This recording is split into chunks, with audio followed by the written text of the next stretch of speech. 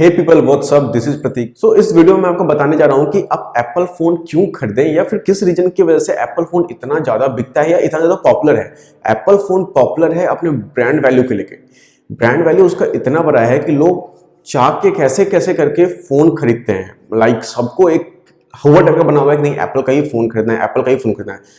ऐसा नहीं है कि और फोन जो मार्केट में है जो सस्ते फोन है या फिर सैमसंग का फोन हो जो अच्छा नहीं, वो भी अच्छे फोन हैं, बट एप्पल का जो ब्रांड वैल्यू है ना, जो मार्केट में लोगों का माइंड सेट है ब्रांड का, वो चीज आपको दूसरे कंपनी में नहीं मिलती है। इस वजह से एप्पल का फोन काफी ज्यादा पॉपुलर है एंड इसी वजह से एप्पल अपने मनमानी कीमत पे फोन बेचता है। आप भी जानते हो कि फोन इंडिया में एप्पल के कितने महंगे बिकते हैं। आज के डेट में आईफोन SE 6 जो 4 साल पुराना फोन है वो भी 25,000 30,000 का बिक रहा है, जबकि वो मनी वर्थ नहीं है। फिर भी लोग क्यों खरीद रहे हैं उस 6 को या 6S को? सिर्फ एप्पल का ब्रांड वैल्यू के लिए। तो ब्रांड वैल्यू के कारण एप्पल बहुत पॉपुलर है ऑल ओवर द वर्ल्ड, इसलिए वो सबसे ज्यादा सेल होता है एंड वो जो भी कीमत में अपना फोन निकाल दे लोग खरीदने के लिए पागल होते हैं। 1-1 लाख का फोन बिक रहा है, अच्छा खासा बिक रहा है। आईफोन XR जो कि सब कोई जानता है, अच्छे तरह से जानते हैं कि वो फोन मनी वर्थ नहीं है, ठीक है, बस बट क्या क्यों बिक रहा है? क्योंकि एप्पल का वैल्यू है, एप्पल का लोगो लगा हुआ है, इसलिए अगर उसने 76,000 में आईफोन XR निकाल दिया तो लोग खरीद लेते हैं कि चलो ठीक है एप्पल का फोन है। आपको अगर एक ब्रांड वैल्यू के साथ जाना है तो एप्पल आप ही के लिए बना है। जब आप सोचो मत आपके पास पैसे की कमी नहीं है, तब तो आप डेफिनेटली एप्पल ही खरीदो। बट अगर आप ये सोच रहे हो कि आप एप्पल का SE खरीद लोगे 18,000 में, तो वहां भी आपको एक चीज मिलेगा, वो ब्रांड वैल्यू। तो आपको अगर ब्रांड वैल्यू जाना है तो एप्पल सिर्फ आपके लिए बना है, आप डेफिनेटली उसको खरीद सकते हो। नेक्स्ट इंपॉर्टेंट पॉइंट है जो एप्पल में ही मिलता है वो और किसी फोन में नहीं मिलता है, वो क्या है? Screen size. स्क्रीन साइज मेरा कहने का मतलब है कि फोन जो है, आईफोन 6s ले लो, आईफोन 7 ले लो, आईफोन 6 ले लो, क्या स्क्रीन है इसका? 4.7 इंचेस का स्क्रीन आता है। मतलब आप वन हैंड से इजीली यूज कर सकते हो आईफोन 7, आईफोन 8। बट अगर आप किसी अच्छे कंपनी में जाओ या आप चाहते हो कि लाइक सैमसंग का ही फोन आप ले लो कि छोटा स्क्रीन में मिलना है, तो आपको स्मार्टफोन नहीं मिलेगा छोटे स्क्रीन में। आपको मिलेगा भी तो मिनिमम जो 5.8 इंच स्क्रीन मिलेगा। जो आप अगर चाहोगे कि मुझे एक महंगा फोन लेना है, अच्छे कॉन्फ़िगरेशन वाला लेना है, तो आपको छोटे स्क्रीन में नहीं मिलेगा। तो ये एक बड़ा फैक्टर है आईफोन के लिए कि उसका स्क्रीन साइज 4.7 इंच आता है। अब इससे भी बड़ा फैक्टर है आईफोन SE जो पहले 5 था, 5S हुआ, फिर SE में कन्वर्ट हो गया।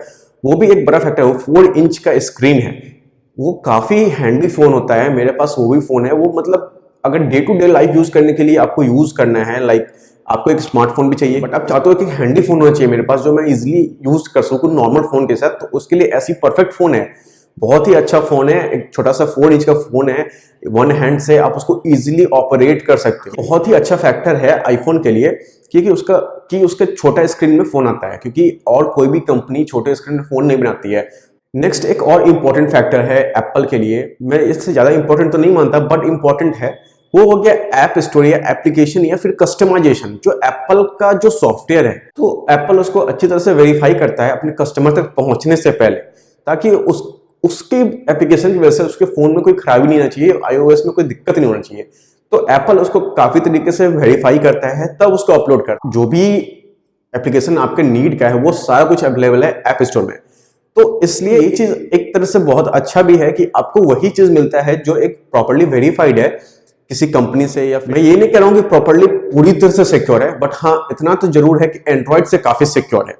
सिक्योर कुछ भी नहीं है इंटरनेट की दुनिया में, बट हाँ एंड्रॉइड से काफी सिक्योर है आईफोन। तो ये भी एक मैटर करता है उन लोगों के लिए जिनको अपना प्राइवेसी कंसर्न है या फिर जो चाहते हैं ऐसा करना, तो वो कर सकते हैं एंड एक बड़ा रीजन हो जाता है एप्पल के लिए। आप चाहो तो इस रीजन की वजह से भी आईफोन खरीद सकते हो।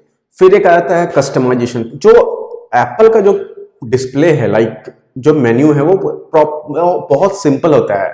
जैसा कि आप इसमें थीम वगैरह यूज नहीं कर सकते, अब ज्यादा कस्टमाइज नहीं कर सकते। अब ऐसा नहीं है कि एंड्रॉइड की जैसे कुछ भी कर सकते। तो जो लोग अपनी लाइफ को एकदम सिंपल रखना चाहते हैं, उनको ज्यादा कुछ मतलब नहीं है, फोन आए फोन जाए, व्हाट्सएप यूज किया, फेसबुक यूज किया, यूट्यूब देखा, जो भी सफारी में यूज करना यूज किया, ज्यादा कुछ नहीं चाहिए, वो इजिली इसको यूज कर सकते हैं। क्योंकि एप्पल में आपको उतना कस्टमाइजेशन ऑप्शन ही नहीं मिलता कि आप उतना कुछ कर सकते हो।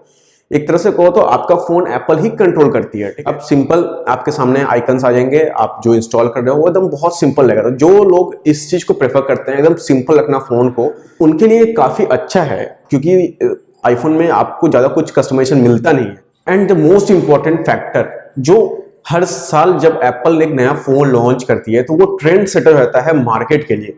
आप एग्जांपल देख लो, लास्ट ईयर जब नॉच डिस्प्ले वाला आईफोन 10 अपने पास आया था, तो उससे पहले नॉच डिस्प्ले का आई थिंक कहीं नामो निशान नहीं था, किसी कंपनी ने नहीं बनाया था। बट जैसे ही आईफोन 10 लॉन्च हुआ नॉच डिस्प्ले के साथ, हर दूसरी कंपनी वही बना रही है, हर दूसरी कंपनी वही बना रही है।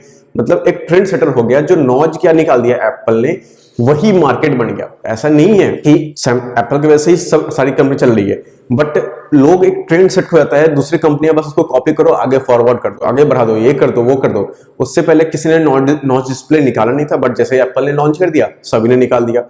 तो ये सब पॉइंट है। अगर आप चाहो तो एप्पल खरीद सकते हो, अगर आपके लिए ये सब चीज इंपॉर्टेंट रखता है या नहीं रखता है। सबसे इंपॉर्टेंट फीचर जो मैं मिस करता हूं एंड्रॉइड एंड आईफोन में, वो है कि आईफोन में आपको किसी चीज का मतलब नहीं है। आपने कोई एप्लीकेशन इंस्टॉल कर लिया, आपका कोई कॉन्टैक्ट, व्हाट्सएप, एनीथिंग, जस्ट एक स्क्रॉल डाउन करो, स्पॉटलाइट सर्च जो एप्पल का फीचर है, एक स्क्रॉल डाउन करो स्क्रीन के ऊपर, एंड अगर आपको कॉन्टैक्ट ढूंढना है, आप उस कॉन्टैक्ट लाइक आपको प्रतीक को ढूंढना है, प्रतीक टाइप के निकल गया। आपको कोई जरूरत नहीं है कि आप कॉन्टैक्ट्स में जाओगे, फिर वहां से सर्च करोगे प्रतीक को, एंड उसके बाद आप कॉल बैक करोगे। तो ये बहुत ही अच्छा है, क्योंकि ये फीचर मैं सबसे ज्यादा मिस करता हूं अगर मैं जब भी आईफोन से एंड्रॉइड में स्विच करने की कोशिश करता हूं। तो इन सब चीजों का आप ध्यान में रखो। आप खरीदना चाहते हो तो डेफिनेटली खरीद सकते हो, एप्पल के साथ जा सकते हो, वैल्यू है, ब्रांड वैल्यू तो है ही। हाँ, बट अगर आपके पास पैसे कम है तो आप इस वजह से कहीं से पैसे बोरो करके या क्रेडिट कार्ड या ईएमआई के स्कीम के चक्करों में फंस के मत खरीदो। अब फॉर एग्जांपल आपने क्रेडिट कार्ड पे ले लिया आईफोन 10R, तो 75 का पड़ गया। अब 2 साल का कॉस्ट ईएमआई चुका रहे हो, उस पे चल रहा है, 2 साल बाद उसकी वैल्यू होगी कितनी होगी, 30-35। आप आफ्टर मार्केट बेचना चाहोगे तो कोई लेने को तैयार नहीं होगा। तो इन सब चीजों में सिर्फ लॉस कस्टमर का ही होता है, क्योंकि टेक्नोलॉजी हर सेकंड बदलती है। हर साल एप्पल, सैमसंग हमेशा कुछ ना कुछ नया लेके आता रहता है, क्योंकि उसको तो बेचना है भाई, तो वो तो लेके आएगा ही। तो आप ये चीज सोचो। हाँ, अगर पैसे हैं फिर तो आप 10S खरीद लो, कोई दिक्कत नहीं है। बट अगर पैसे नहीं है तो आप ईएमआई के चक्रों में फंस के ज्यादा पैसे वेस्ट करने की जरूरत नहीं है। जितने आपके पास पैसे हैं उसमें भी अच्छे फोन मिलते हैं मार्केट में। एंड जैसा कि आप जानते हो आज के डेट में 10, 11, 12, 15, 20 या हर रेंज का फोन अवेलेबल है मार्केट में। तो आप वही कर दो, कोई भी फोन खरीद लो, 1 लाख या 2 लाख का। गारंटी है कि आप 6 से 1 साल के अंदर उससे बोर हो ही जाओगे, एंड 1 साल के अंदर न्यू टेक्नोलॉजी आ जाएगी। फिर आपको लगेगा यार मेरा फोन तो पुराना हो गया, ये नहीं है, वो नहीं है, दिस नहीं है। इसलिए अगर बजट में रहो तो, ताकि आप स्विच करना चाहो साल में, 1.5 साल में, तो आपको उतना बर्डन ना पड़े आपके ऊपर। ठीक है। So guys, thank you for watching this video. If you like my video, please subscribe my channel. Thank you so much.